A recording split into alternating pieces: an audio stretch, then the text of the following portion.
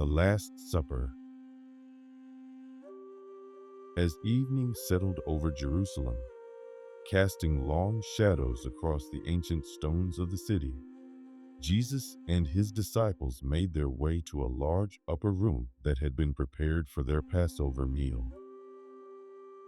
The golden light of the setting sun filtered through narrow windows, illuminating dust motes that danced in the air like tiny stars. The room had been carefully arranged earlier that day, following Jesus' specific instructions. A low table dominated the center, surrounded by cushions for reclining. Oil lamps waited to be lit as darkness approached, their soft glow soon to create an intimate atmosphere for this most special of gatherings. The disciples entered one by one, their sandaled feet quietly padding across the cool floor. The familiar sense of preparation filled the air, fresh bread baking somewhere below, the sharp sweetness of wine, the aromatic herbs that would garnish their meal. Everything spoke of centuries of tradition, yet this night would be unlike any other.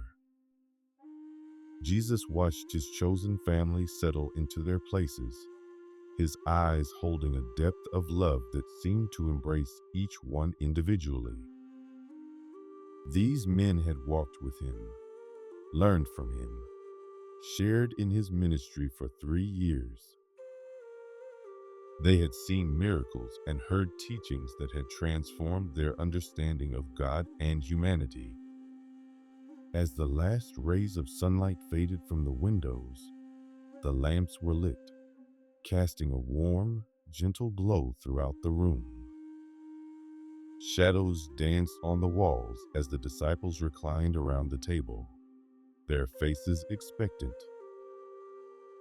They had shared many meals together, but something about this evening felt different, more weighted with significance. The table had been set with care, the unleavened bread, the bitter herbs, the wine, and all the traditional elements of the Passover meal. Yet there was an undercurrent of emotion in the room, as if the very air held its breath in anticipation of what was to come. Jesus took his place at the head of the table, the lamplight catching the gentle sadness in his eyes. His movements were deliberate and graceful as he began the familiar Passover blessings.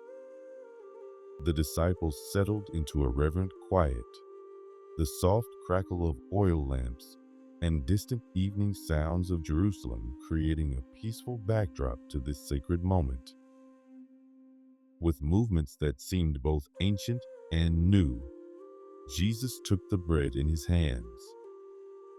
The simple loaf of unleavened bread, a symbol that had spoken of haste and deliverance for generations, was about to take on new meaning.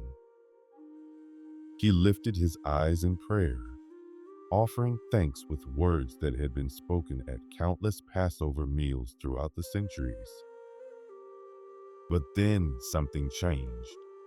As he broke the bread, his words carried a weight that made every heart pause. "This is my body, given for you," he said softly, passing pieces to each disciple.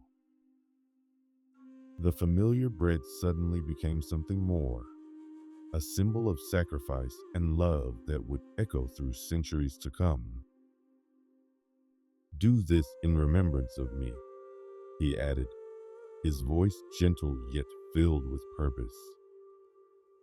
The disciples accepted the bread with trembling hands, sensing that they were participating in something profound, yet not fully understanding what lay ahead. The sound of breaking bread filled the quiet room, each piece carrying both blessing and burden, both love and forthcoming loss. Then Jesus took the cup of wine, its deep red contents catching the lamplight like liquid garnets.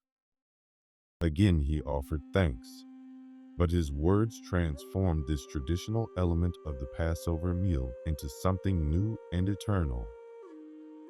"This cup is the new covenant in my blood, which is poured out for you," he said, his voice carrying notes of both sorrow and triumph. The cup was passed from hand to hand, each disciple drinking from it with a sense of holy mystery. The wine, which had always spoken of joy and celebration, now carried whispers of sacrifice and redemption. The familiar ritual was being transformed before their eyes into something that would sustain faith through generations to come. As the evening deepened, the atmosphere in the upper room grew more intimate. The flickering lamplight created pools of warmth around the table as Jesus began to share his heart with his closest friends. His words flowed like honey, sweet yet heavy with meaning, as he spoke of love, service, and the new commandment he was giving them. "I have eagerly desired to eat this Passover with you before I suffer," he said, his voice gentle yet carrying undertones of what was to come. The disciples exchanged glances, their hearts stirring with both love and uncertainty. They had never heard him speak quite this way before, as if he were preparing them for something both wonderful and terrible. Then Jesus rose from the table, removing his outer garment with quiet dignity. Taking a basin of water and a towel, he began to move around the room, kneeling before each disciple to wash their feet. The water made soft splashing sounds in the quiet room, a peaceful counterpoint to the sharp intake of breath as his followers realized what their master was doing. Peter, always quick to speak his heart, protested at first. The thought of his Lord performing this humble service seemed impossible to accept, but Jesus' gentle response carried deep wisdom. "Unless I wash you, you have no part with me," he explained softly. His actions demonstrated a kind of leadership and love that would transform their understanding of power and service. As he moved from person to person, the simple act of washing feet became a profound lesson in love and humility. The water in the basin grew dirty, yet Jesus continued with unwavering attention to each person. His hands were gentle as he dried their feet with the towel, each touch a blessing, each moment an example of how they were to treat one another. When he had finished and returned to his place, Jesus looked at his disciples with eyes full of love and purpose. "Do you understand what I have done for you?" he asked softly. "You call me teacher and Lord, and rightly so, for that is what I am. Now that I, your Lord and teacher, have washed your feet, you also should wash one another's feet." In the gentle quiet that followed, Jesus began to speak of what was to come. His words were like a soft blanket wrapped around difficult truths, preparing them for challenges they could not yet understand. "A new commandment I give you," he said, his voice carrying through the lamplit room. "Love one another as I have loved you. By this everyone will know that you are my disciples." The disciples leaned in closer, drawn by the depth of emotion in their teacher's voice. The evening air grew heavy with the weight of his words as he spoke of departure and return, of comfort and promise. "I am going to prepare a place for you," he assured them, "and I will come back and take you to be with me." Questions rose from around the table, each disciple trying to understand what Jesus was telling them. Thomas spoke of not knowing the way, Philip asked to see the Father, and others wrestled with the mystery of his words. Jesus answered each with patient love, his responses like gentle rain falling on thirsty soil. As he spoke of the coming gift of the Holy Spirit, the promise of peace, and the vine and branches, the disciples struggled to grasp the full meaning of his words.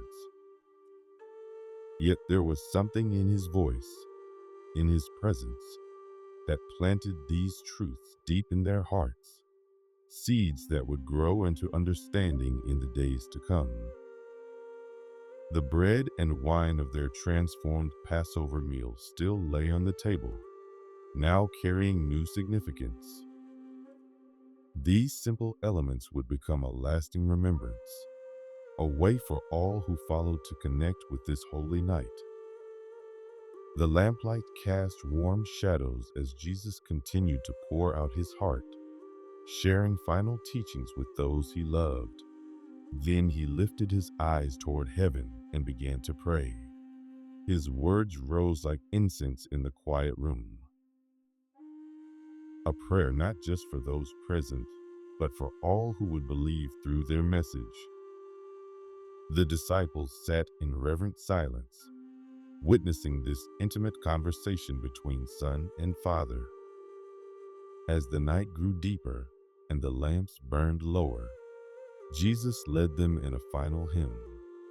Their voices blended together in the ancient psalms of praise, rising and falling like gentle waves. Though shadows of what was to come lay ahead, this moment held its own kind of peace, the peace of being fully present in an act of sacred remembrance and profound love. The disciples could not fully understand that this simple meal would become a cornerstone of faith, remembered and reenacted through centuries to come.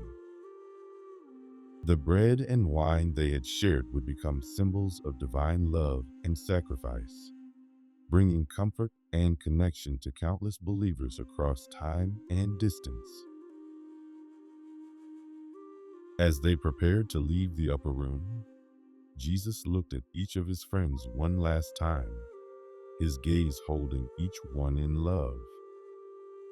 Though he knew what lay ahead, the garden, the betrayal, the cross, his focus remained on leaving them with gifts that would sustain them.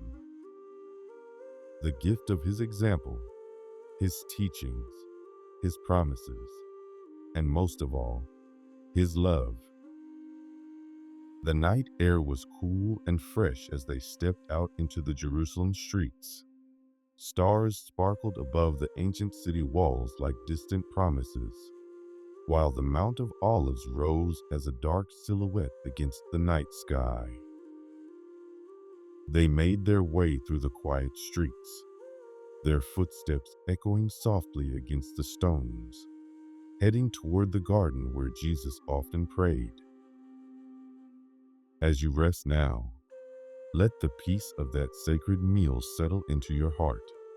Consider how ordinary elements, bread and wine, water and towel, became extraordinary symbols of divine love. Remember how Jesus chose to spend his last free hours not in grand gestures, but in intimate fellowship, humble service, and loving instruction.